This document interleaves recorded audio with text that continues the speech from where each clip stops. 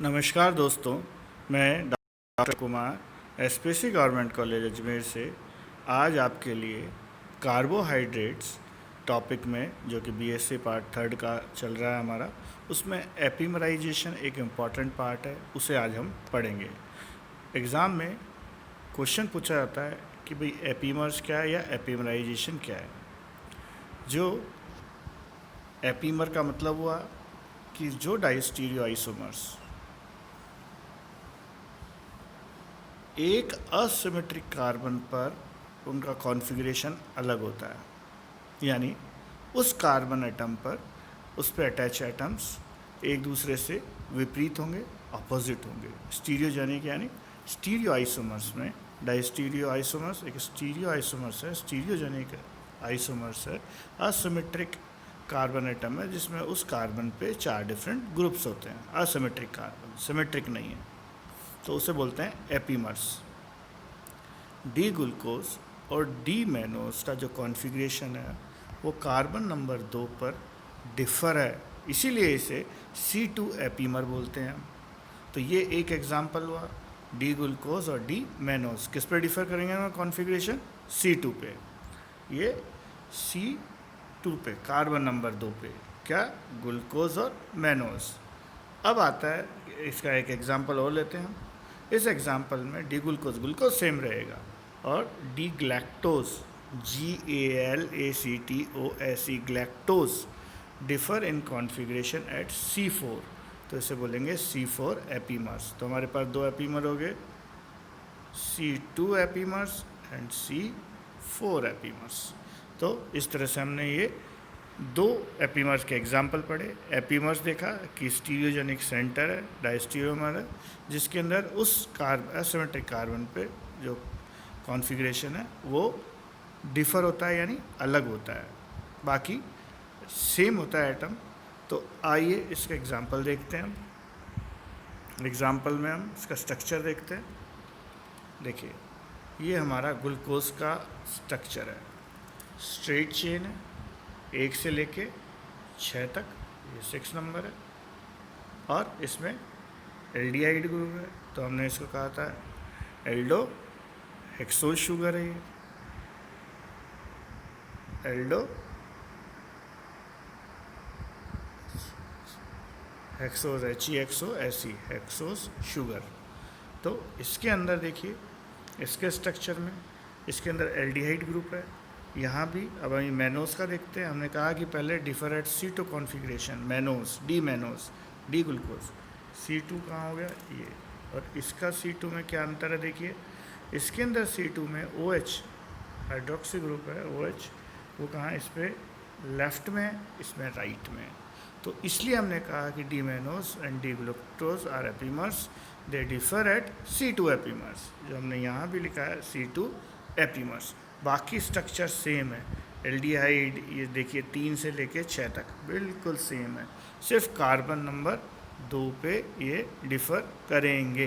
तो हमने ये कह सकते हैं कि हम डी ग्लूकोज और डी मैनोज एपीमर्स हैं जो कार्बन 2 पे हैं, इसे हम C2 एपीमर भी बोल सकते हैं। तो हमारा एक ये कंप्लीट हुआ।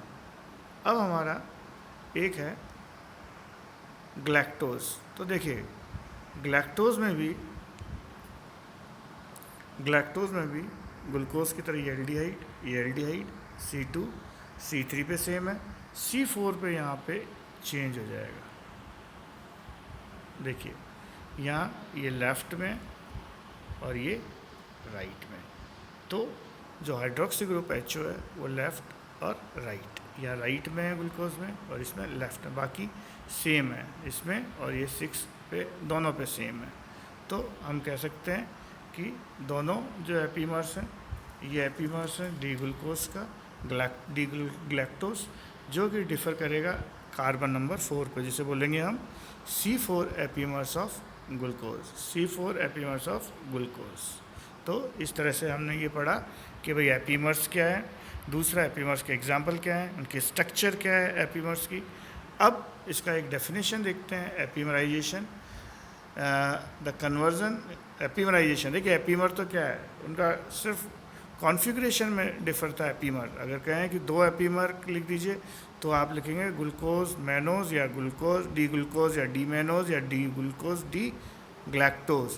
पर कहें एपीमराइजेशन क्या है, तो एपीमराइजेशन में एक असिमेट्रिक कार्बन जो होता है कॉन्फ़िगरेशन 1 एटम में, उसको दूसरे में परिवर्तित करने के लिए जो कन्वर्जन किया जाता है उसे बोलते हैं एपीमराइजेशन, जिसका डेफिनेशन से दिख रहा है the conversion in the configuration of one asymmetric configuration of one asymmetric carbon atom in a compound monosaccharide into 2 or more asymmetric carbon atom stereogenic centers is called as epimerization। यानी कि एक monosaccharide molecule के अंदर जिसमें asymmetric carbon atom ज़्यादा होते हैं एक से, वहाँ पे एक कार्बन के कॉन्फ़िगरेशन को आप चेंज कर सकते हैं और उसे एपीमर्स कह सकते हैं। तो इसे हम कहेंगे एपीमराइजेशन। अब हम देखते हैं कि दूसरा एपीमर में एक कन्वर्जन, एपीमराइजेशन में conversion of D glucose into D mannose. हमने देखा अभी डी ग्लूकोज को और डी मैनोज को हमने कहा C2 एपीमर्स। डी ग्लूकोज और D mannose are epimers. They differ at carbon 2 configuration. ये कार्बन नंबर 2 की जो हमारा कार्बन नंबर 2 होता है उसका कॉन्फ़िगरेशन पे डिफ़र करते हैं। अब इसमें कौन से स्टेप्स होंगे, तो ज़रा हम स्टेप्स पढ़ लें एक बार। ग्लूकोज को पहले ब्रोमीन वाटर के साथ, एक्वस ब्रोमीन वाटर, पानी जो ब्रोमीन है उसके साथ हम उसको ऑक्सीडाइज़ करेंगे, ग्लूकोनिक एसिड बनेगा। अब सेकंड स्टेप लेते हैं। यही ग्लूकोनिक एसिड को जब हम हीट करेंगे पिरिडीन से तो हमें एक इक्विलिब्रियम पे 2 मिक्सचर्स मिलेंगे एसिड्स के। एक को बोलेंगे हम ग्लूकोनिक एसिड और दूसरा इसका एपीमर होगा मेलोनिक एसिड। तो हमारा क्या हुआ, जो पहले स्टेप में मिला उसे पिरिडीन से कराएंगे, 2 हमें एसिड्स मिलेंगे, एपीमरिक एसिड्स बोलेंगे, epimers, gluconic acid, mannonic acid, epimer acid और मेनोनिक एसिड। अब दीज 2 एसिड्स आर आइडेंटिकल, दोनों आइडेंटिकल, बट क्या होता है कि कॉन्फ़िगरेशन नंबर 2 पे ये एक दूसरे से डिफरेंस करते हैं, तो ये एपीमर बन जाते हैं। अब इस एपीमर एसिड को सेपरेट करेंगे और इसे लैक्टोन में कन्वर्ट कर देंगे। लैक्टोन रिड्यूस होकर डी मैनोज बनेगा। लैक्टोन रिड्यूस, अल्फा लैक्टोन भी बोल देते हैं इसको, रिड्यूस होकर डी मैनोज बनेगा। अब एक एग्जांपल लेते हैं, ग्लूकोज से मैनोनिक एसिड बनाना। देखिए हमारा ये मैनोज बनाना है, तो अब एसिड देखते हैं, एग्जांपल देखते हैं। ये रहा हमारा स्टेप नंबर 1, ग्लूकोज मॉलिक्यूल है। देखिए ब्रोमीन वाटर से करेंगे, एल्डिहाइड किस में कन्वर्ट हो जाएगा, एसिड के अंदर। बाकी सेम है स्ट्रक्चर, ये स्ट्रक्चर सेम रहेगा और इसमें डी ग्लूकोनिक एसिड बोल देंगे, डी ग्लूकोनिक एसिड। अब इस सेकंड स्टेप में, स्टेप नंबर 2 पर देखा, इस स्टेप में हम पिरिडीन डालेंगे तो ये इक्विलिब्रियम दिखा रहे हैं। तो 2 तरह के एसिड्स होंगे, एक D gluconic acid, D malonic acid. तो इन दोनों को हम क्या कह देते हैं, एपीमेरिक एसिड्स। कौन से, डी ग्लूकोनिक एसिड और डी मेलोनिक एसिड, ये दोनों एपीमर हैं। इस एपीमर को सेपरेट करेंगे हम एपीमर्स और हमें ग्लूकोनिक जो हमें है मेनोनिक एसिड मिल जाएगा। पर ये दोनों देखिए दोनों सेम है, बिल्कुल सेम है दोनों। ग्लूकोनिक एसिड एपीमर्स हैं, दोनों सेम है, पर दोनों में एक डिफरेंस है।